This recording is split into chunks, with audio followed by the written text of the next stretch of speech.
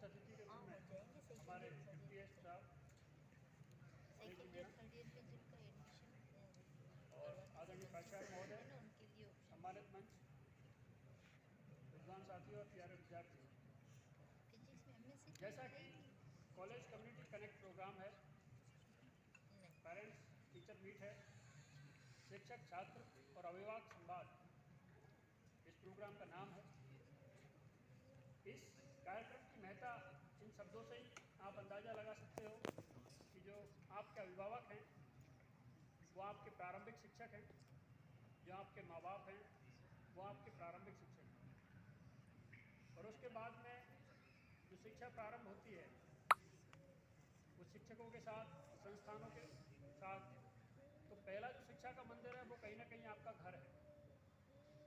घर की स्वच्छता और घर के संस्कार आप लोग किस तरीके से सजोते हो जीवन में, यह आपके जीवन के आचरण और चरित्र दोनों को निर्धारित करता है।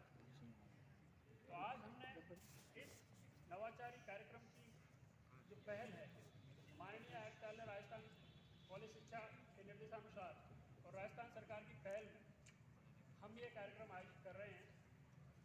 तो मैं सभी पधारे हुए विशिष्ट अतिथि, मुख्य अतिथि और सबका एक बार स्वागत करना चाहूँगा।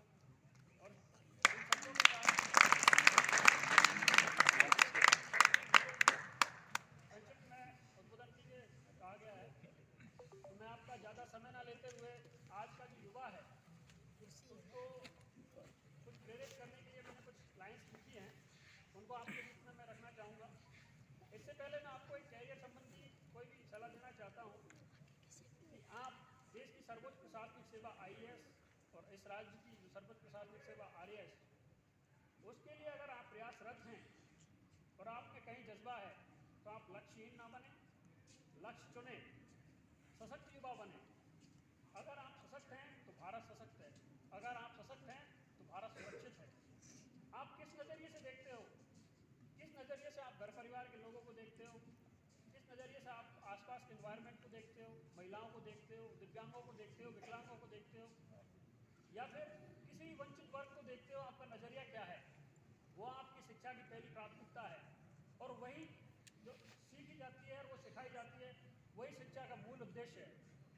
आपको कोशिश करनी होगी इस अखंड भारत को, एक भारत को भ्रष्टाचार मुक्त भारत बनाने के लिए, सुरक्षित बनाने के लिए युवा को जागरूक होना होगा, सशक्त होना होगा। इसके लिए मैंने कुछ चंद लाइनें लिखी हैं, तो मैं आप लोगों के बीच में प्रेजेंट करना चाहूँगा।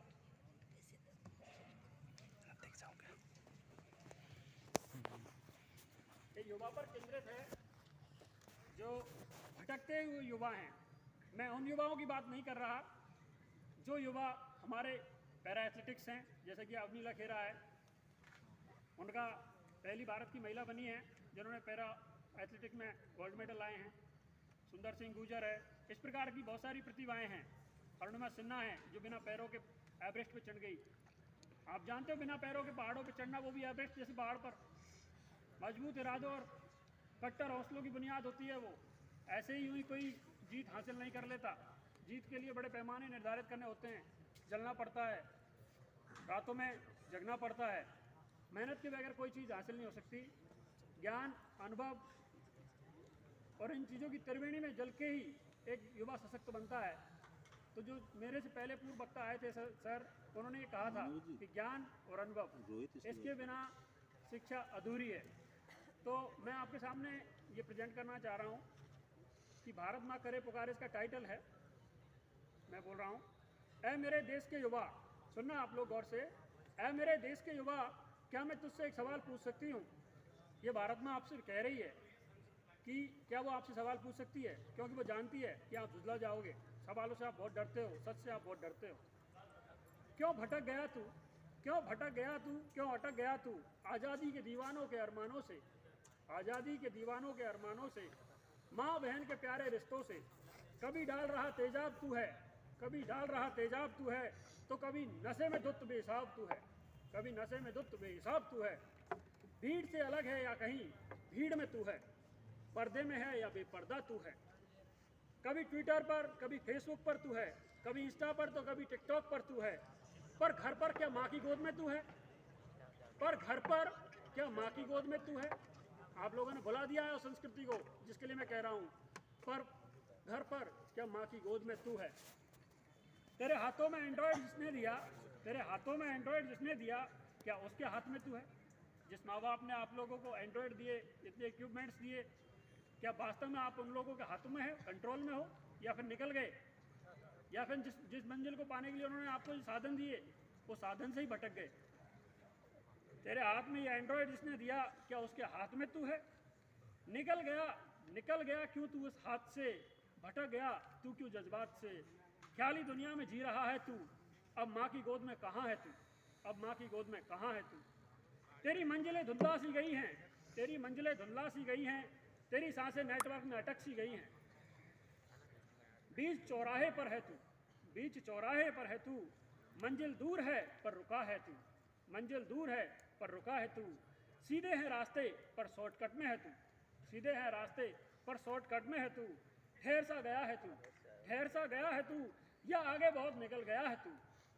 देख ले आईना वक्त से पहले, देख ले आईना वक्त से पहले, वरना एक रोज भूल जाएगा कि तेरी शक्ल है या तू है ये, या तू है ये। जाग नींद से उठ खड़ा हो, जाग नींद से उठ खड़ा हो, कि राही है तू, सफर बाकी है तेरा, या सफर में है तू। ये मैंने भटके हुए युवाओं के लिए लिखा है।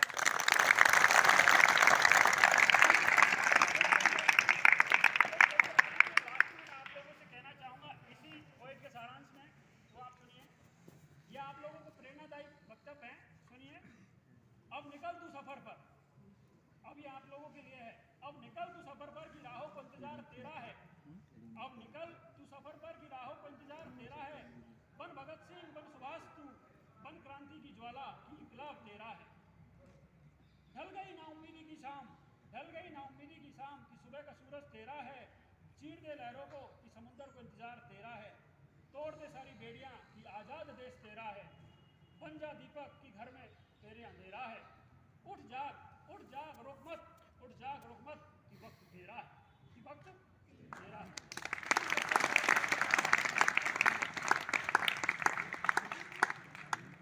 बहुत बहुत धन्यवाद और इस जोशीला आप लोगों में प्रेरक प्रसंग और प्रेरणा देते हुए उन्होंने सागर में सागर भर करके आप लोगों को एक अच्छा रास्ता दिखाने के लिए, सही रास्ते पर चलने के लिए प्रेरणा दी। धन्यवाद सर। मैं आमंत्रित करता हूँ